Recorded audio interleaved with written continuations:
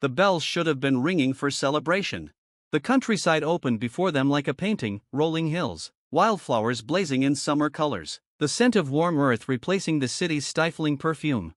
Her aunt's cottage stood at the edge of a lake, humble but lovely. Birds chattered in the pear trees, the water shimmered like a silver mirror. Helena exhaled for the first time in days. "This will do," she whispered. Her aunt, away traveling, had left the cottage to Helena alone, an unexpected blessing. With Molly's help, Helena settled in, opened windows, and let the quiet soothe her aching thoughts. Over the next 3 days, she wandered the woods, sat by the water, and let her heart bleed into a journal she'd never kept before. Instead, they rang like a tolling of doom.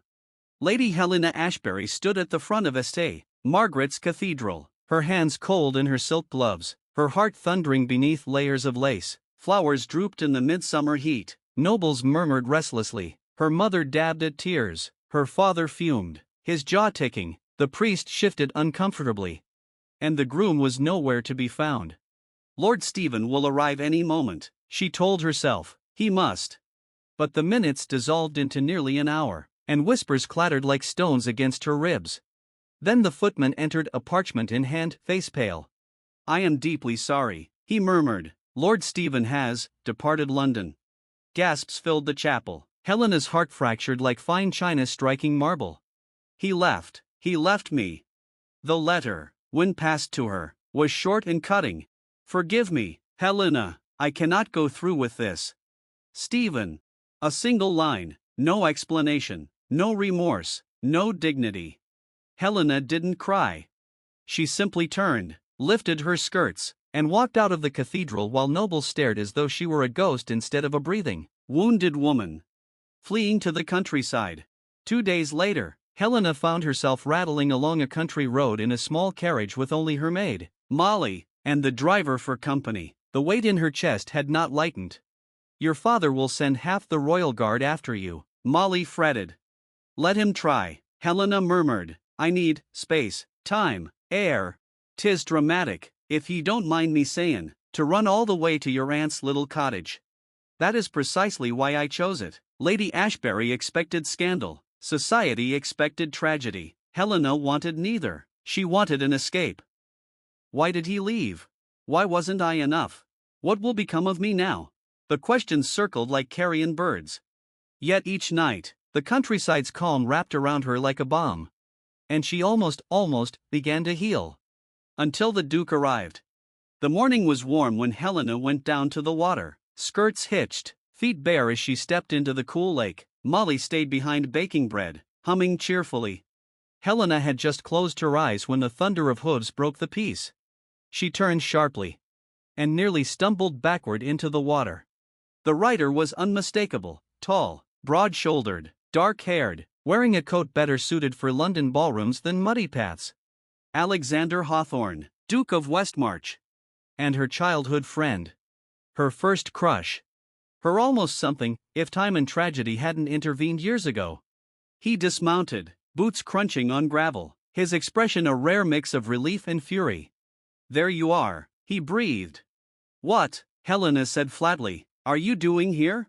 Alexander pulled off his gloves with a force that made the leather creak. "Your father nearly mounted a search party. You fled without a word. I fled without a wedding, too. That is the greater scandal, I assume?" A muscle ticked in his jaw. "I wanted to ensure you were safe." "Safe?" she scoffed. "From gossip? From humiliation?" His gaze softened. "From heartbreak." The sincerity in his voice struck her harder than Stephen's betrayal. Helena turned back toward the lake. "Well, as you see, I am not perishing in a ditch. You may return to London." "No," Alexander said simply. She looked over her shoulder. "No? I am not leaving you alone." "You are absurd," she whispered. He stepped closer. "And you look exhausted." His hand rose as though to touch her cheek, then stopped in midair. Helena's breath caught. "Don't," she said softly, "do not pity me. I never pity you. Then why follow me?" Alexander inhaled, steady and slow, eyes darkening. "Because I care for you far more than is proper." Her pulse stumbled. She nearly forgot how to breathe. But the pain resurfaced like a dagger. Your timing is cruel, she whispered. I am a woman abandoned. My heart is bruised and battered. I cannot. I know. His voice cracked, not a sound she'd ever heard from him. But I can't stand aside while you suffer alone. The wind rustled the reeds along the water's edge. Birds sang. The world seemed to hold its breath. Helena looked away. Please go. Helena. No. I won't leave. Frustration and longing warred inside her. Then stay, she murmured, but don't speak of feelings. I have no strength for them. Alexander bowed his head. As you wish. Despite their tense beginning, days passed with a strange rhythm. Alexander took the guest room in the cottage's little barn loft. Much to Molly's delight and Helena's consternation, he insisted on helping, fetching firewood, mending a squeaky gate, even rowing the small wooden boat when Helena felt brave enough to join him on the lake. They walked the trails in the woods, picked wild raspberries, sat beneath oak trees while silence, warm and unfamiliar, grew between them. Sometimes she caught him watching her with a gaze too intense to decipher. Sometimes she let herself look back. One evening, Helena found him on the pier at sunset, boots dangling above the water, coat discarded, hair slightly mussed. The sight of him stirred something she'd tried to bury. May I join you? She asked. He nodded. She sat beside him, skirts brushing his boots. For a while, neither spoke. Then Helena said, I have wondered every day why Stephen left. The truth is, society will blame me. They always blame the woman. Then society is composed of fools, Alexander said. You are brilliant, kind, strikingly beautiful. She gave him a look. He exhaled. Fine, I will speak plainly. Their eyes met. Helena, he murmured. Stephen ran because he was not a man worthy of you. She swallowed. Do you truly believe that? I do, he said, with every piece of myself. Her breath hitched. Alexander. His hand inched closer on the wood, stopping an inch from hers as though he fought an internal war. I promised not to speak of feelings, he said quietly, but that promise is becoming increasingly difficult. She let out a broken laugh. You are incorrigible. And you are impossible. They smiled. The air between them shimmered with something fragile and enormous. Do you want to know the truth? Helena asked. Yes. Stephen was never the man I wanted. Not truly. I chose him because he was the safe choice, the expected choice. And now, he whispered. She hesitated. Now I no longer know what I want. He stared at her, eyes full of emotion he kept locked behind restraint. Then let me help you find out, he said softly. The storm. On the 8th day, rain swept across the countryside. Helena and Alexander were trapped inside the little cottage, Molly asleep in the loft, thunder rumbling overhead. Helena sat by the hearth, sketchbook in hand. Alexander stood by the window, watching the storm. You used to draw constantly, he said suddenly, when we were children. You sketched your dreams. I remember, she murmured. Do you sketch them now? She shook her head. I no longer know my dreams.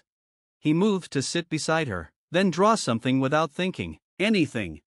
Helena frowned but obeyed, pencil gliding across parchment. She drew a silhouette, a figure standing beside hers, a hand outstretched. When she realized what she was drawing, her cheeks heated. Alexander saw. Helena. No, she said quickly, that was unintentional. You feel something, he said, voice low. Don't deny it. She stood abruptly. I am vulnerable, hurt. You of all people should know not to take advantage of that. I would never take advantage, he said, rising to his feet. He stepped closer. But I also won't pretend I haven't wanted you for years. Her breath caught. Thunder cracked. Don't, she whispered, please. He reached for her slowly, giving her every chance to pull away. But she didn't. His hand cupped her cheek, gentle as a prayer. Helena, he said, voice trembling, I am in love with you. Her knees went weak. Tears pricked her eyes, not from sadness, but from the overwhelming realization of something she'd always known yet buried. She touched his hand. I've loved you, she whispered, for as long as I can remember. He drew in a sharp breath. Lightning illuminated the room. And then his lips were on hers. The kiss was slow, aching, desperate, a joining of two hearts that had waited years. When they finally parted, Helena leaned her forehead against his. "I'm afraid," she breathed. "So am I," he admitted. "But I want to see where this leads." He smiled, soft and stunned. "Then I am yours, for as long as you'll have me." She kissed him again. 3 days later, news finally reached the countryside. Stephen had eloped to Scotland with a wealthy heiress. Helena felt nothing but relief.